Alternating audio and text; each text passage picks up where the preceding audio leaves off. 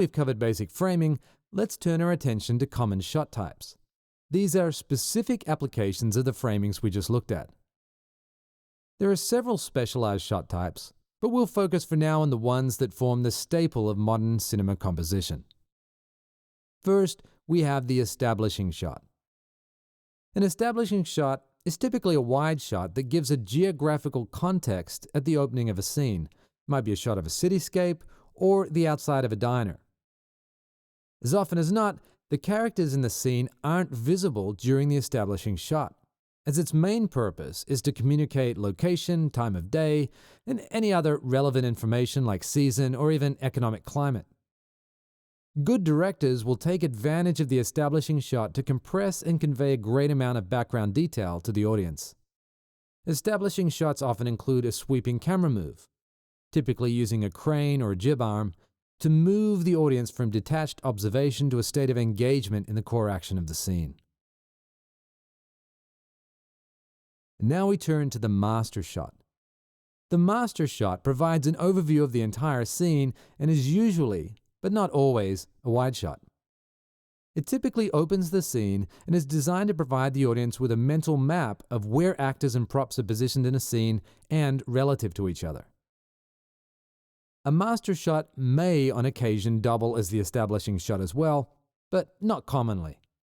The master shot should cover all relevant characters in the scene and typically follows the establishing shot in opening the scene, but may be cut back to at any point in the flow of the edits. In the case of our sample scene here, we have a choice. Since the establishing shot also conveys the general location, we could choose to have it double as the master shot. But using this closer shot for the master provides better cues to the audience as to where the main characters are positioned. Since dialogue plays such a significant role in most scenes, it makes sense that there are specific shots dedicated to dialogue.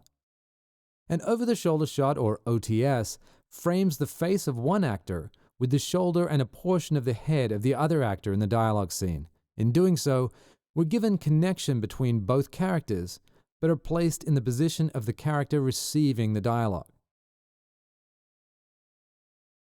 A POV, or point of view shot, is a framing that is intended to reveal to the audience exactly what a character is seeing from their vantage point. This is frequently used in anthropomorphic scenes, such as a scene with a dog character, but is also commonly used in dialogue scenes to reveal what one of the characters is seeing. In this case, the shot is usually preceded by a turn of the character's head to indicate to the audience that the following shot is connected to what that character has turned to see. A cutaway is essentially a shot of something in the scene that isn't part of the interaction between the main characters. Usually, cutaways add atmosphere to the scene.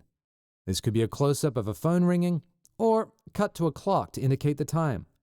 Cutaway shots are useful during edits as B-roll to cover up discontinuities in dialogue edits.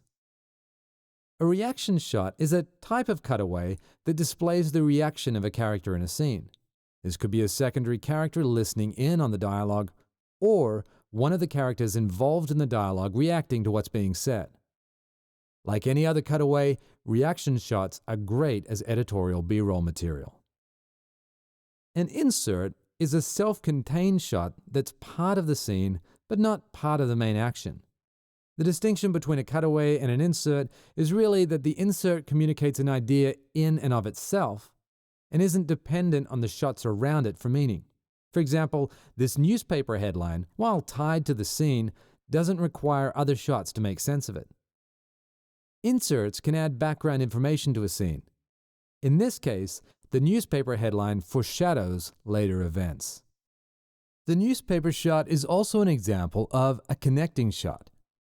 Connecting shots are used whenever it's difficult to frame all subjects in a scene in a single shot. In the case of our scene, the boy and his father by the bench are far enough away from the two characters in dialogue to make it difficult to frame all of them together without shooting so wide that we become disconnected from the action. This shot works to connect the two locations. We can now cut to either a shot of the bench location or a shot of the dialogue, and the audience has a comfortable understanding of the relationship between them. Now, in this case, we used a moving connecting shot to keep the framing fairly tight. But a shot like this requires pretty sophisticated camera work and either a Steadicam rig or curved dolly track to pull it off. So alternatively, the same end result could be achieved by a static connecting shot. Here, we clearly see the two characters conversing off to the right, and we could comfortably cut to a blocking of either the bench or dialogue without confusion. By the way, the term blocking simply refers to the framing and movement of cameras during a shoot. Okay, so as mentioned earlier, there are other specialized shot types, but you should now have a core set of building blocks from which to assemble a scene. We'll discuss that assembly process in great detail in the series on coverage.